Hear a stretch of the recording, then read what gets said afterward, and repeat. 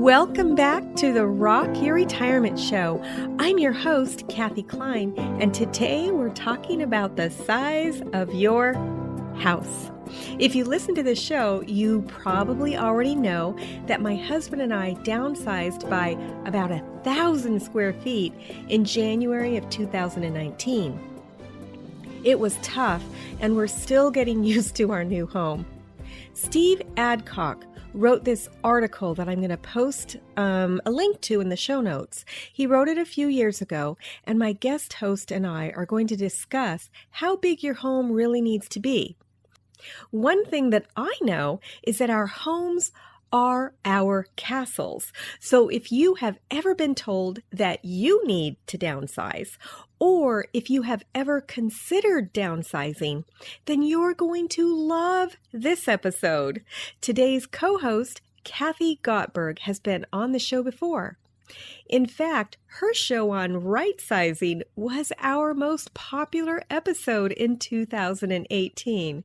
When she agreed to co-host our episodes, actually 4 of our episodes with me, I was ecstatic. I couldn't be happier. Kathy has a very popular blog that you should check out. It's called Smart Living 365, and I'll post a link to it in the show notes. Now, as I mentioned, this is the first of a series of 4 episodes. Next week, we'll be talking about whether you need a second home. I'll bring Kathy on in a moment, but before we start, I wanted to tell you that this episode is brought to you by the Medicare Quick Step-by-Step Guide for signing up for Medicare. If you are signing up for Medicare for the very first time, you already probably know how confusing it can be. This step-by-step guide is absolutely free, and it will help you easily make the transition into Medicare. You can get it for free at medicarequick.com/checklist. Best yet, I'm the founder of Medicare Quick, and I love helping people with their Medicare. So stop the recording right now and go to medicarequick.com/checklist. And when you're done, come back and listen to my co-host, Kathy Gottberg, and I. Okay, I'm not going to make you wait any longer. Let's go ahead and bring on Kathy Gottberg. Kathy, thank you so much for coming on the show again. I really appreciate it. It was so much fun last time. Yes, we did have a good time, and thank you so much for inviting me back. I'm happy to be here. Of course, this is going to be great. So you came up with this article on the 2,000 square foot house, and I'm going to link to Steve Adcock's article in the show notes. So what did you think about this? Well, I actually, and it might be helpful for me to kind of give a little background for myself. I actually have a background in real estate. My husband and I both have, and we've been in real estate for a very long time. But I learned fairly quickly that I was a much better writer than I was a salesperson. So I started writing about real estate and actually created a small business out of my writing, freelancing for real estate and that sort of thing. So real estate is very near and dear to my heart. Although my blog doesn't focus on real estate, it pops up over and over again. And from my first episode, for those people who are unfamiliar with it, we talked about, like you said, the right sizing. And to me, the size of our house is critically important when you right size. And again, the reason I call it right sizing rather than downsizing is because I think it's all very individual. So it's right for you might not be right for me. And also right sizing isn't a sacrifice. It's instead of a downgrade, it's an upgrade. So the size of your house, if you really want to right size, and a lot of times it does become a downsize because most of us buy a bigger house or hang on to a bigger house, far bigger house than we need. Kathy, I have to tell you, I have to interrupt. Sorry. You know me, I just cut right in. My husband and I, it was just the two of us. We never had any kids, and we had 3,500 square feet. Oh my God. I mean, how crazy is that? And the crazy thing is that he had come from a 5,000 square foot home.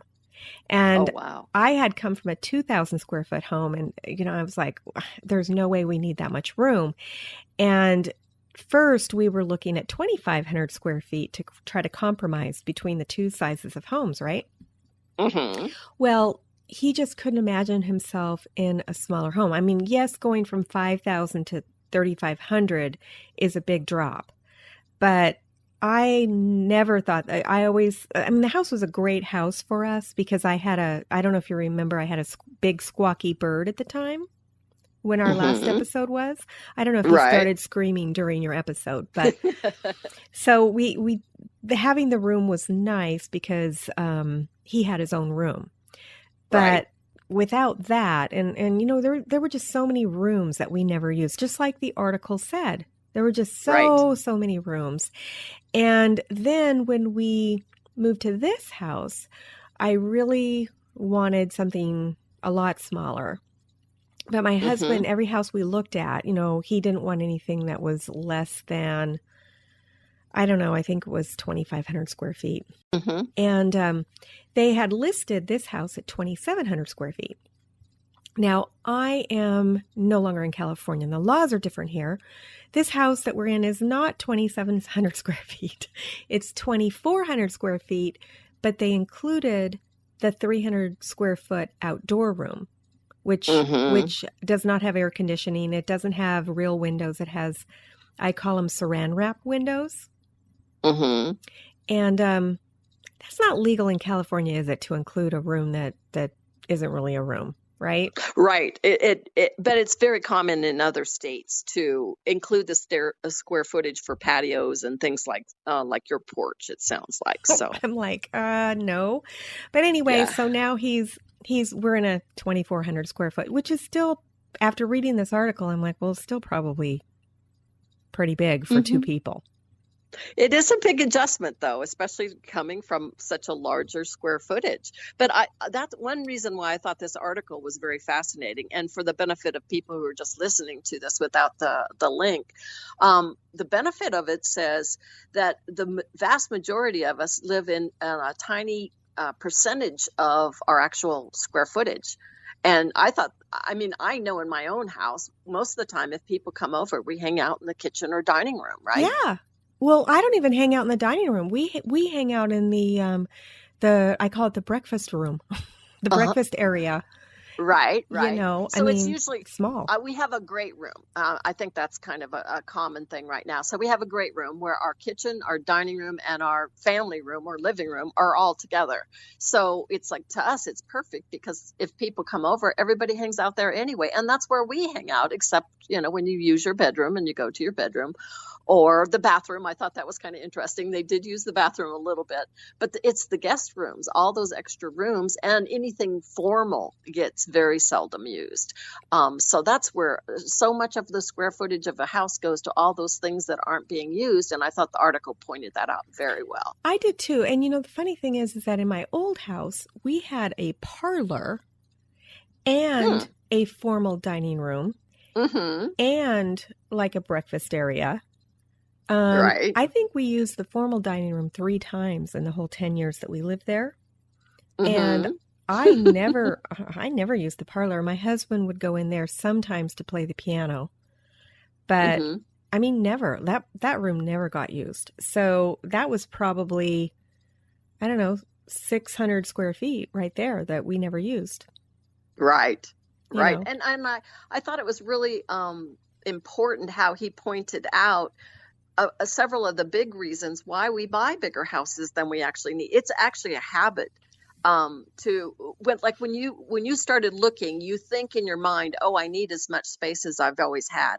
And I think that's very common for us to think, if you look at if you're a hammer, everything looks like a nail. You're so used to looking at what you have become comfortable with. You don't think of, oh, maybe I really don't need all that much space. Maybe I should be looking at homes that are smaller than I'm accustomed to. Because that started out with us. I mean, we started out, we didn't have as big a house as you. We had like a 2,400 square foot house, and we ended up buying a 1,400 square foot house. So we dropped 1,000 off too. And I didn't think there was any way in the world I could live in a 1,400 square foot house. And now I can't imagine living in anything bigger because it suits us so much. We've definitely right-sized into it. So I think we get so accustomed to buying something at least as big as what we've had or bigger, because in our society, bigger is usually better. Which is crazy because certainly it's certainly not green.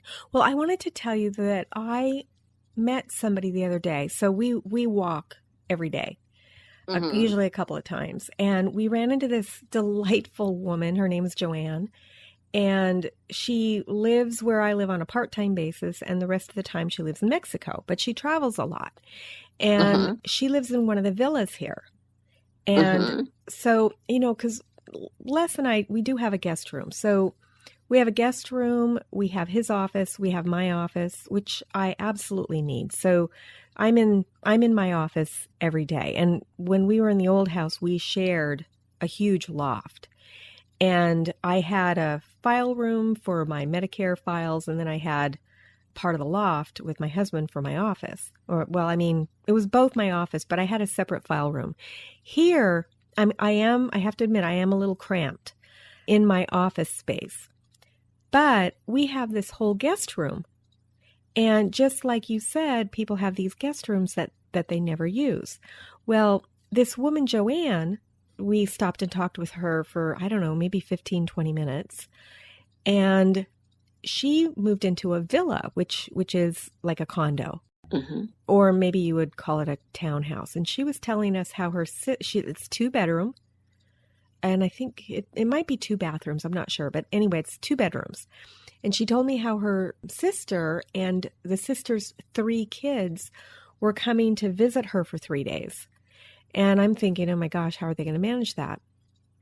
And she said it's fine. Her sister takes the room and the 3 kids sleep on the floor in sleeping bags. And right. You know what? That's what we did when I was a kid. We went over to someone's house, and they either, when we were small, they would stack us up on one bed sideways, and there'd be like 4 of us in one bed. Right. And why does everybody need their own room? When I was a young girl, my sister and I shared a room. Oh, for sure. No, and the article makes reference to that. 40 years ago, that the size of houses were dramatically different. And in Europe, if you travel, houses are much, much smaller than the U.S. Now, there is a reason for that.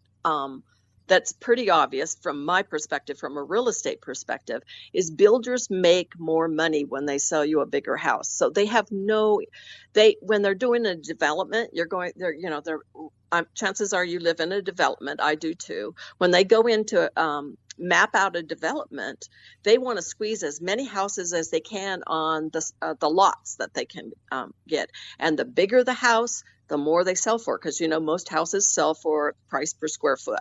That's right. So they are very invested in trying to get you to want a bigger house because they make more money at it. I mean, it's a lot easier to build one big house and make money than it is to build 5 houses that are smaller with combined square footage. So again, the marketplace is driving. It's one of those things. It's like, if you wonder how overconsumption happens, it's because, people make a lot more money when they sell you more stuff and they sell you a bigger house. And before you know it, you're like, well, of course I need a bigger house because my neighbors have a bigger house, and of course I have to have one.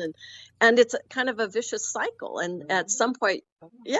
I want to talk about this because this kind of just happened to me. I just went on a girls' trip with 3 of my friends.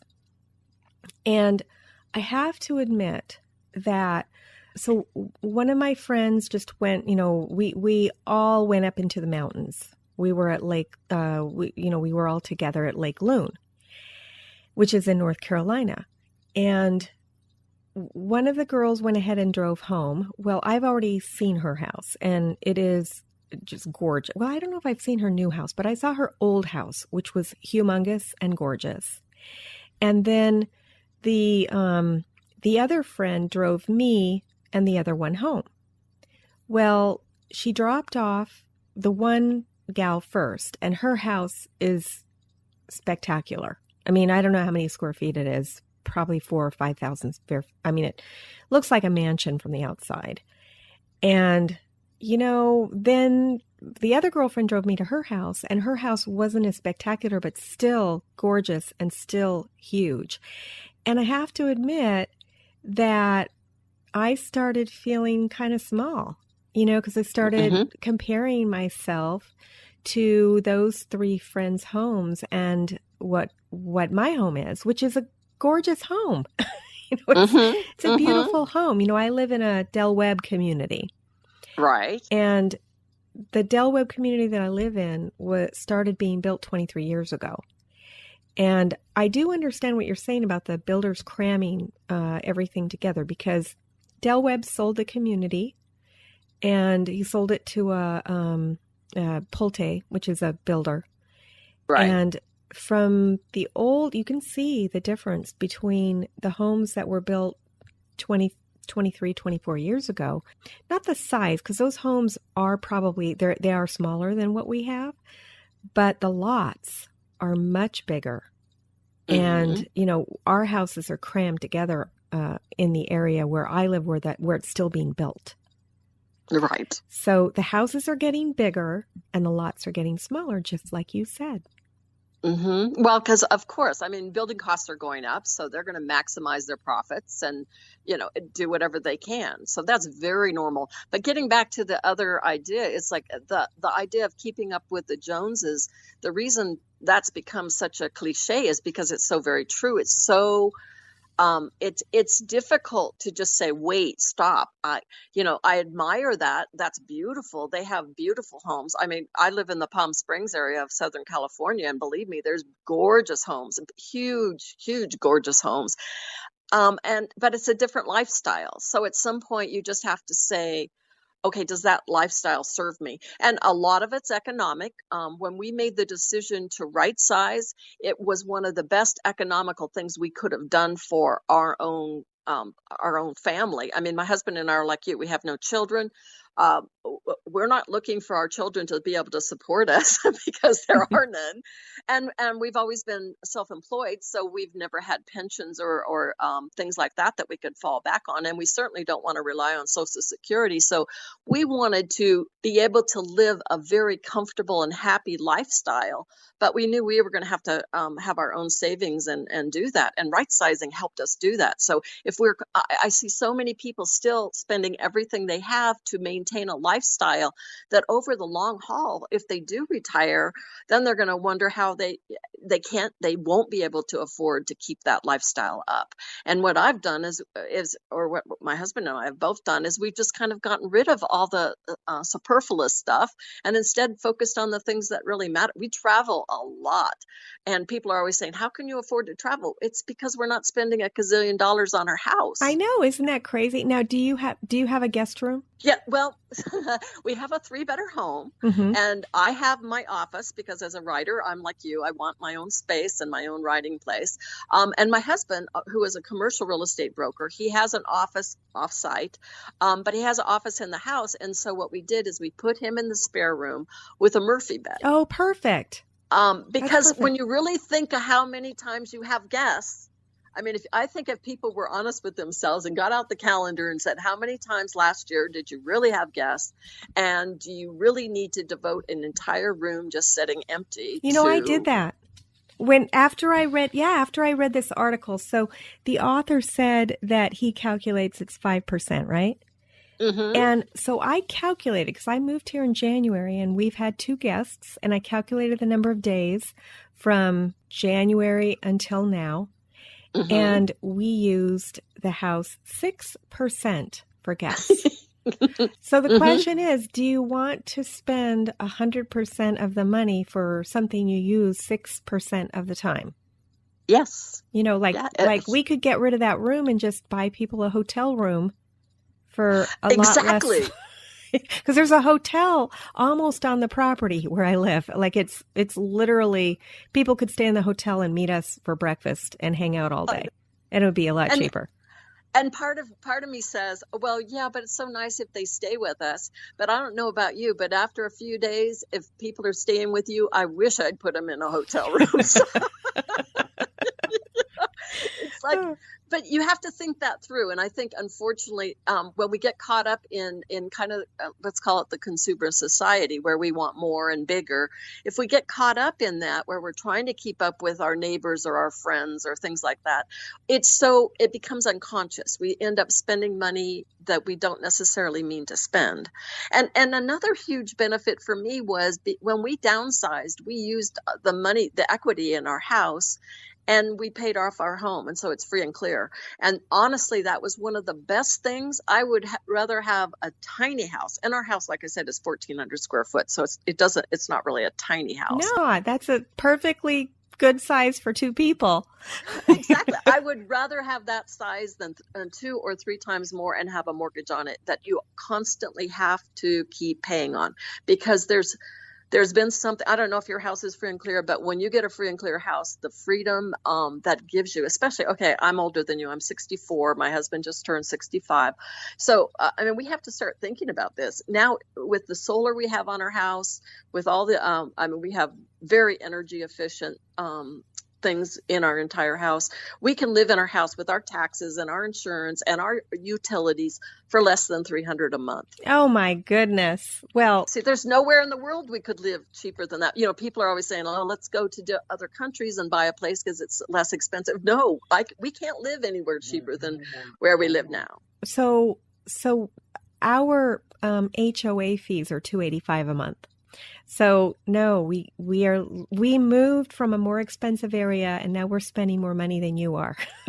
Oh, well, and that's something too. Now that brings up I'm envious of people that have the amenities that you have. There's a Sun City in our area too, and it's gorgeous, and they have amazing amenities. But honestly, you pay for them, and you just have to decide if that's worth that, because you'll never be able to eliminate them, and chances are they will grow up. They will get more. Yeah. I have to tell you that we moved here for the amenities. That's the whole reason.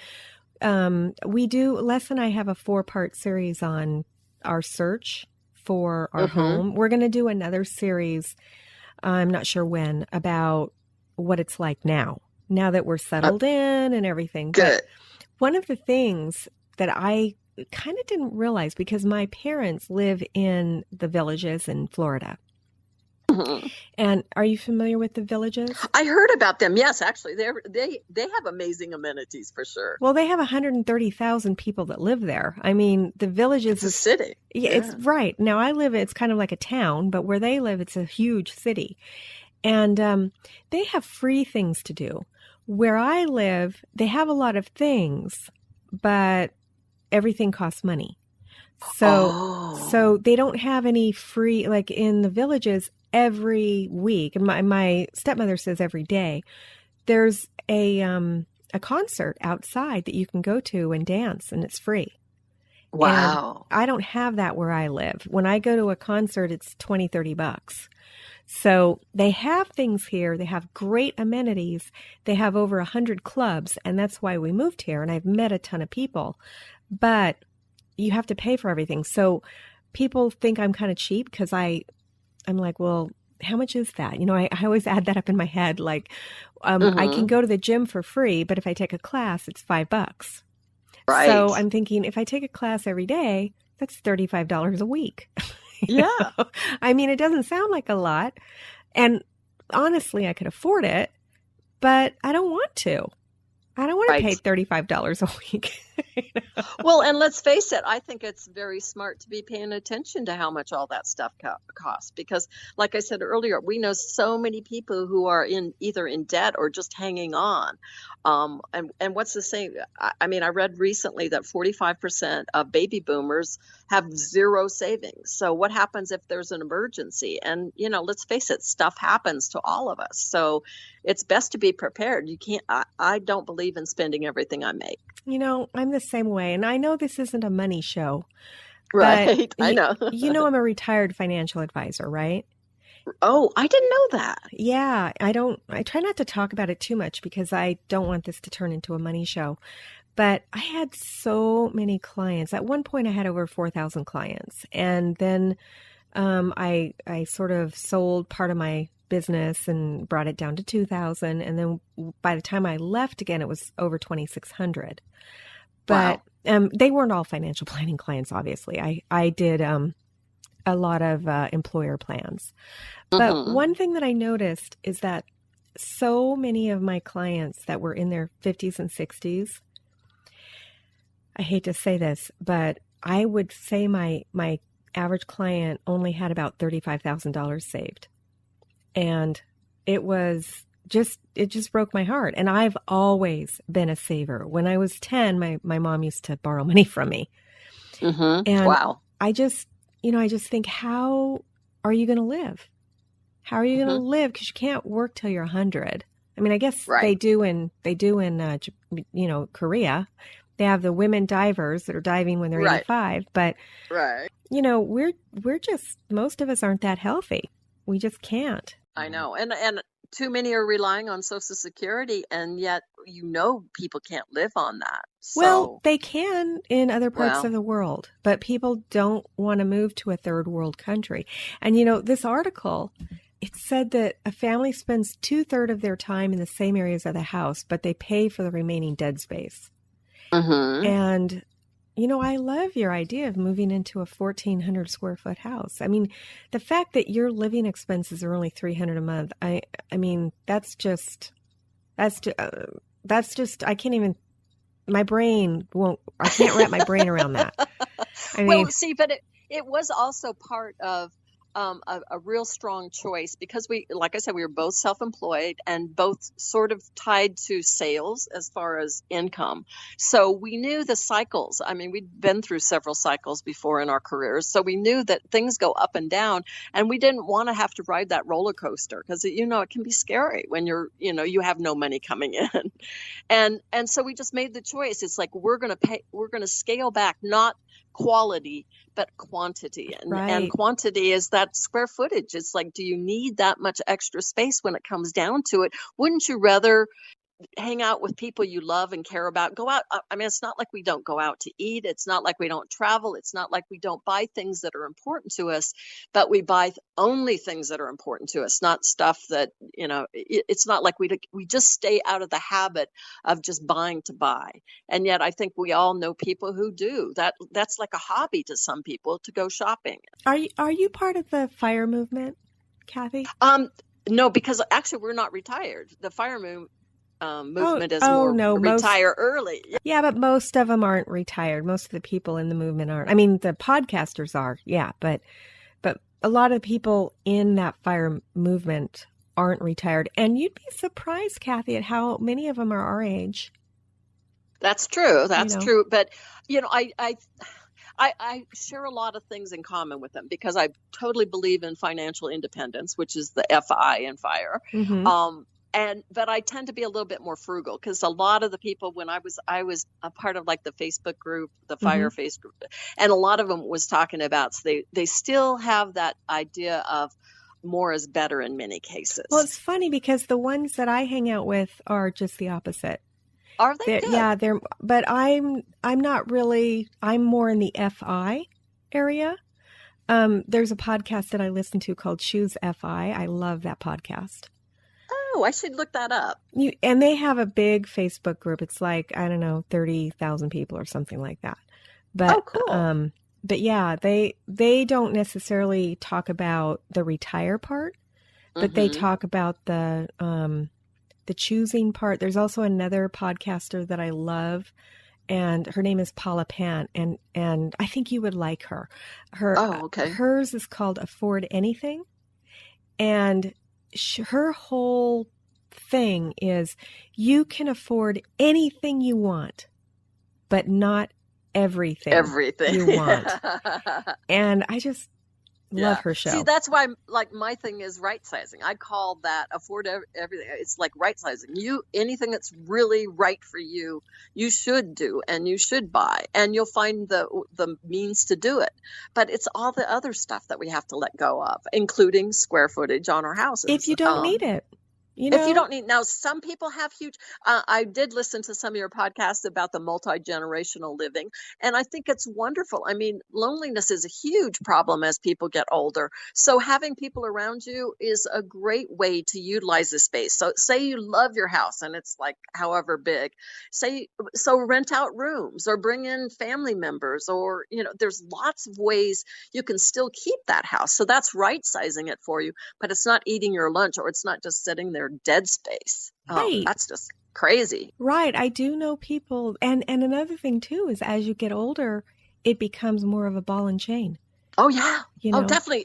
The yard. I don't know about you, but when we were young, we used to think, oh, acreage and all this, we wanted that. And it's like, now it's like we have a tiny lot, and we're kind of glad we have a tiny lot, because the maintenance on it is so low that you don't have to take care of it, or you don't have to hire a gardener, which becomes another expense that you have to tack on there. Well, part of that HOA that I told you about includes, so we were told it includes landscaping, but what it includes is somebody that mows your lawn and edges, and that's it. So we're either going to have to cut the what do you call them, the plants, or the hedges and stuff. Thank you. Yeah. Because where I live now, things grow like an inch a day. It's crazy. And Right. another thing, so I don't want this to get into the differences between South Carolina and San Diego, but if you don't, what do you call it, pressure wash your house every day, your windows literally every day, every year, your windows turn green. Really? You should come visit. You should come visit me.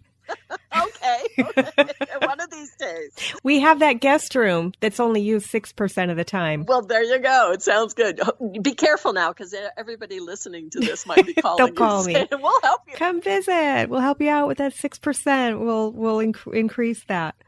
But anyway, this was a great article. I'm definitely going to link to it. This is what the writer said. He said, we needed a house maybe half of that size, perhaps only a quarter if we were feeling like a close-knit family. A kitchen, a couple of bedrooms, and a family room would have provided more than enough space for us to live in perfect luxury. Yep. And that kind of sums it up. I mean, most of us we have houses where we have spaces in the house that we're not even using. I mean, Les and I are almost there. The only space that we don't use every day is that guest room, but everything else we are using. Well, that's good. That's very good, and I think that's what we should all shoot for. It's I take it back. We don't use the dining room.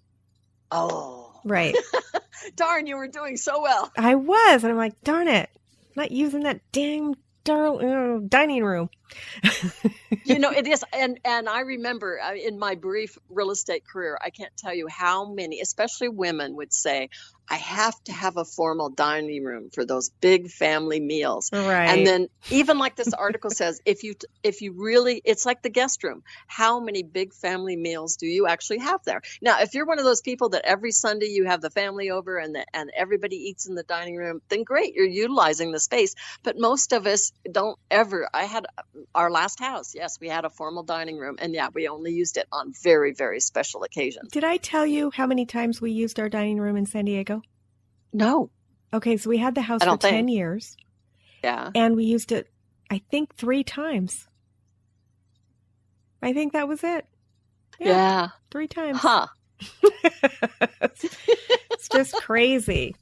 Yes. Well, we are coming up to the end of this episode. So why don't you tell people how they can head over to your blog and how they can find you, maybe on social media?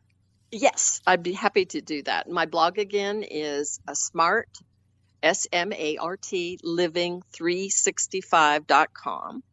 And so that's fairly easy to find. I'm also on Facebook. I have a Facebook page for Smart Living 365. I also have a book on Rightsizing, a smart living guide to retiring. And that's available through Amazon. I have a couple other books too. I'm pretty easy. My name again is Kathy Gottberg, and I'm very easy to find if somebody wants to. I'd love talking about right-sizing, about finding, a lifestyle that works for you. So anybody that wants to get in contact with me, I'd love to chat with them. Perfect. And by the way, Kathy's name is spelled one of the normal ways, not like mine. It's Kathy. Yes, that is true. Well, Kathy, this has been so much fun. I can't wait to talk to you next week. What are we talking about next week? Next week, we're going to talk about second homes, why buy a second home, and actually why buy a second home, an RV, or even a boat. I get on my blog, I've written about this topic before, and I found an article that kind of addresses it as well and talks about maybe that's another thing that people really ought to consider before they jump in and buy. Well, I'm thinking about it. So we can talk about whether I should buy a second house. So we'll talk about that next week. Okay, great. Thanks again for coming on the show. And for the listener, we'll see you next time on Rock Your Retirement. Bye.